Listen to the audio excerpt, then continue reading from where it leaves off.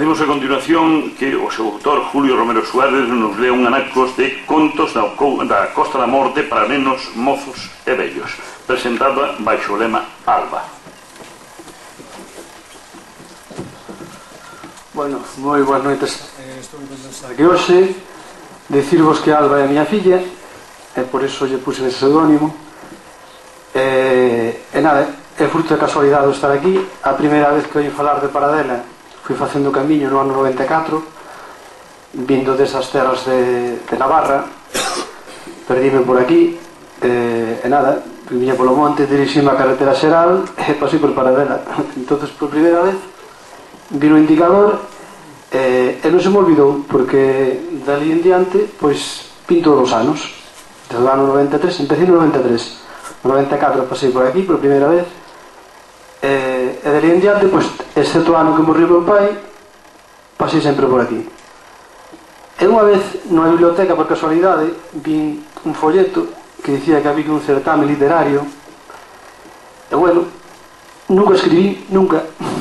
Foi unha casualidade tamén, porque morreu meu pai, morreu miña avoa e fui a vivir para Pastoriza, caseime e, como dicía Teresa, a soledade pois non sempre mala. Estaba que a miña muller moi a gusto, agora que a miña filla e bueno, constituí unha fonte de inspiración. E aparte dá moita tristeza o ir á aldea e ver pois que é moito desarraigo, que a xente marcha para a cidade, que a xuventude olvida as nosas costumes. E que o Prestige pois fixo unha gran desfeita. O sea, ahora mismo, por exemplo, non hai campañas do pulpo, non hai campañas da nécora, non hai campañas de nada por donde nós estamos. Chegou un fin de semana e non vexo xuventude. Entonces a mí dá moita tristeza. Os meus amigos, que era a última xeración mariñeira, digamos, pois non quere vivir do mar,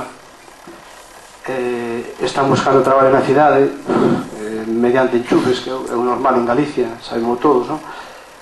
E bueno, dame tristeza chegar de verán e ver que están todos os niños de la ciudad, fillos da xente da aldea, non? E que cando falan galego a veces se lle di háblale bien al niño. O sea, dame tristeza, porque eu tamén fui nunha casa de moita xente educada, éramos 14 e non houve problemas dese tipo. Fomos a ir para a cidade, a Coruña. Entonces vexo que están cambiando as cousas a paso moi acelerado, moi acelerado. Entonces, como reacción, pois puseme a escribir os contos que escoitaba a miña avoa, os que escoitaba meu pai, un poquinho para guardar a memoria deles, e porque estou convencido de que o que nos legaron pois é bom, simplemente porque é bom.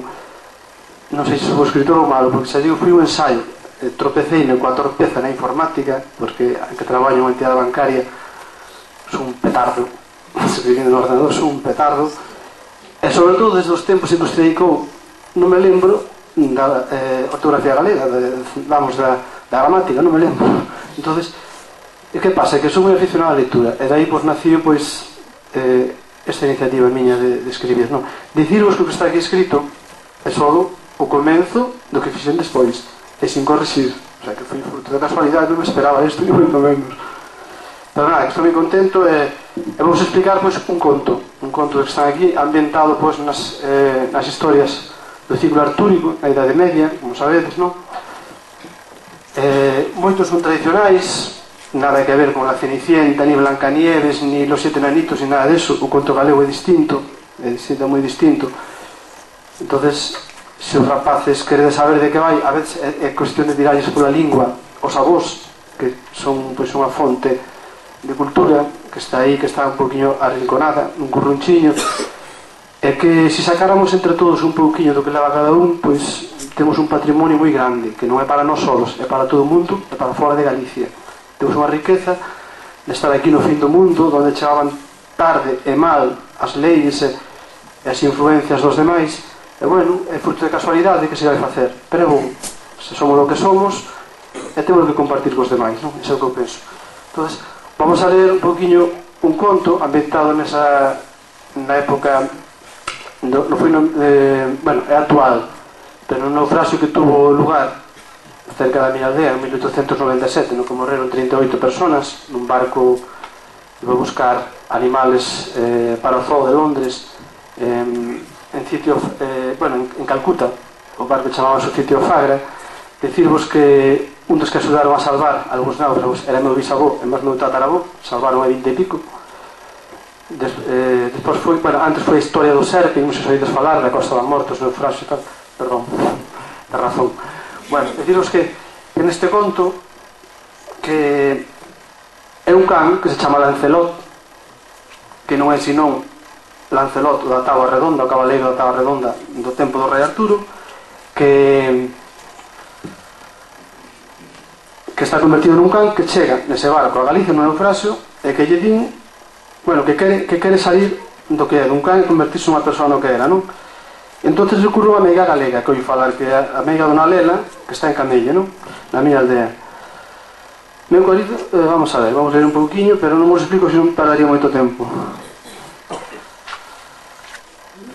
Bos días, dixéronse reciprocamente, traicho un remedio que se o cumpres tal como xo digo acadarás o que tantan elas, pero tens que superar 3 importantes probas. Se mentira che conto que ainda me entrodemo no corpo, espetou dona Lela de Marallos. Conta, conta. Na primeira das probas tens que dirixirte a baño do Lace en Arou e buscar a pedra de apretos dentes, a carón dun muiño que hai xunto ao río. Debes ir 9 noites seguidas, ou vear 9 veces cada noite. Despois tens que fregar 9 veces contra o penedo aquilo que a honestidade non permite nomear e que foi por onde realizaches o teu pecado, que neste caso foi cometer adulterio ca reina Xenebra, que era muller do rei Arturo. Che, que teño que fregar o meu 9 veces contra un penedo? Non me interrompas, eso foi exactamente o que dixe, e trata de facelo con sentimento e con forza, senón non che serviría de nada. Tamén tens que pronunciar este salmo purificador que che deixe escrito neste papel, así os 9 días recuperarás o teu corpo de home. Despois vente de noite e pétame na porta que che direi o que tens que facer nas seguintes probas para poder emprender o camiño á illa de Avalón. O can Lancelot marchou cos beizos caídos, ollos tristeiros e a caluga baixa, consciente de que se lle aveciñaba pero ao mesmo tempo decidido a levar a cabo aquel extraño rito que consideraba unha especie de penitencia para purificarse do seu pecado.